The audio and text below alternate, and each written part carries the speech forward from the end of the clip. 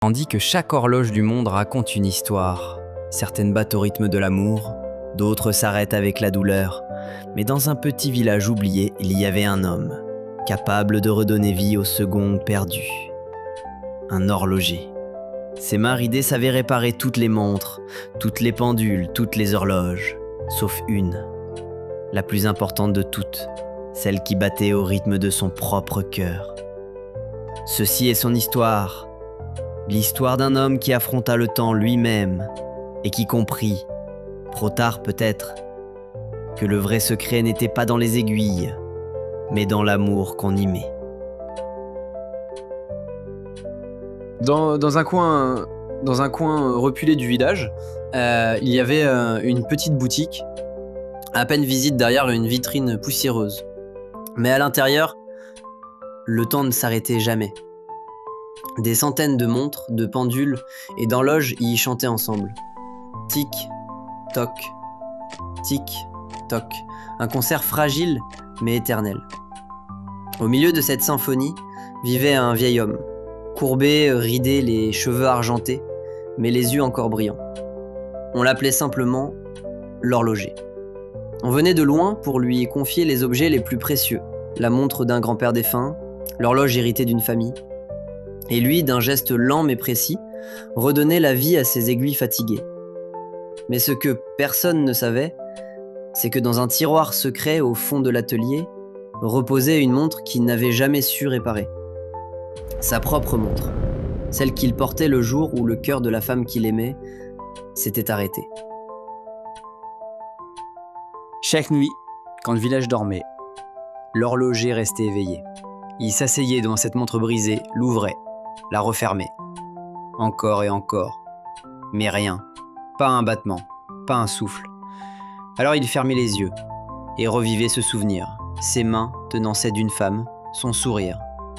Et puis le silence brutal. Depuis ce jour, son propre temps s'était figé. Il travaillait pour les autres, mais refusait de se réparer lui-même. Peut-être par peur, peut-être par fidélité. Comme si en laissant cette montre muette, il gardait encore un peu d'elle. Un matin d'hiver, alors que le givre couvrait la vitrine, la clochette de la porte tinta. Un jeune homme entra, haletant. Dans ses mains tremblantes, une montre arrêtée. « Monsieur, je vous en supplie, c'est la montre de ma mère. Elle est morte il y a 2 semaines. C'est tout ce qui me reste d'elle. » L'horloger resta silencieux. Il prit doucement l'objet. Ses doigts ridés caressèrent le cadran fêlé. Et soudain, il fut transpercé par un frisson. Cette montre lui rappelait la sienne. Il releva les yeux vers le garçon. Dans son regard, il ne vit pas seulement un client. Il vit l'enfant qu'il aurait pu avoir. Il vit l'héritage qu'il n'avait jamais construit. Alors le vieil horloger se mit à l'œuvre. Il posa la montre sur son établi. Ses outils scintillaient sous la lumière d'une bougie tremblante. Chaque vis, chaque ressort était une guerre contre l'oubli. Ses mains tremblaient, sa vue se brouillait. Mais il continuait. Le tic-tac des autres horloges résonnait autour de lui, comme une armée l'encourageant à ne pas céder. Le jeune homme retenait son souffle, priant en silence. Et l'horloger, lui, sentait son propre cœur battre à un rythme qu'il croyait perdu. Comme si en redonnant vie à cette montre, il rallumait aussi une étincelle en lui. Les heures passèrent. L'atelier d'habitude si bruyant semblait suspendu dans un silence sacré. Puis, soudain, un battement, tic-toc, tic-toc, la montre revivait. Le jeune homme éclata en sanglots, serrant l'objet contre sa poitrine. « Merci, vous avez sauvé ce qu'il me restait d'elle. » Le vieil horloger détourna le regard. Il voulait sourire, mais ses lèvres tremblaient. Car au moment où la montre battait de nouveau, il sentit quelque chose se fissurer en lui. Pas de douleur, non, mais une libération. Il comprit que ce qu'il n'avait jamais osé faire pour lui-même, il venait de l'accomplir à travers ce garçon. Quand le jeune homme voulut payer, l'horloger secoua la tête. « Garde ton argent. Tu veux vraiment me remercier? Alors écoute bien. Le temps, mon garçon, ne se répare pas avec des aiguilles. Il se répare avec l'amour qu'on y met. avec les souvenirs qu'on fait vivre, avec le courage d'avancer, même quand le passé nous retient. Le jeune homme hocha la tête, les yeux pleins de larmes. Et ce jour-là, le vieil horloger comprit enfin. Sa propre montre brisée n'était pas un échec. C'était une leçon, une cicatrice, devenue lumière. Il n'avait peut-être plus beaucoup d'années devant lui, mais pour la première fois depuis des décennies, il accepta de les vivre pleinement.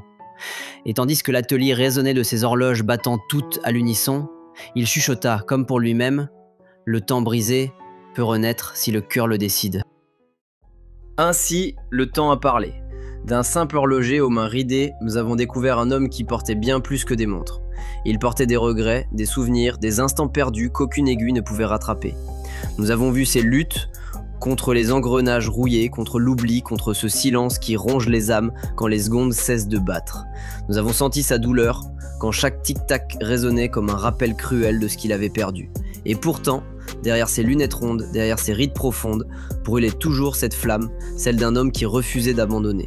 Son atelier n'était pas seulement un lieu de réparation, c'était un sanctuaire, une bataille contre le temps lui-même. Un combat inégal mais magnifique.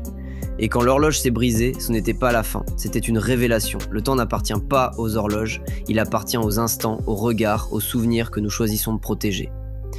Alors retiens cette histoire, non pas celle d'un vieil horloger, mais celle d'un homme qui, face au temps brisé, a trouvé une vérité éternelle. Le temps n'est pas ce que nous perdons, le temps est ce que nous vivons. Si tu m'écoutes aujourd'hui, retiens bien ceci. Le temps est la seule chose qu'aucun horloger, aucun savant, aucun roi ne peut vraiment posséder. Chaque seconde que tu vis est une pièce unique. Alors ne la gaspille pas à regretter ce qui est brisé, répare ce qui peut l'être, pardonne quand il est encore temps et aime sans retenue. Parce qu'un jour, ton horloge s'arrêtera elle aussi. Et ce jour-là, tu ne te souviendras pas des secondes perdues, mais des instants où tu as vraiment vécu. Le vieil horloger avait raison, le temps brisé peut renaître si le cœur le décide.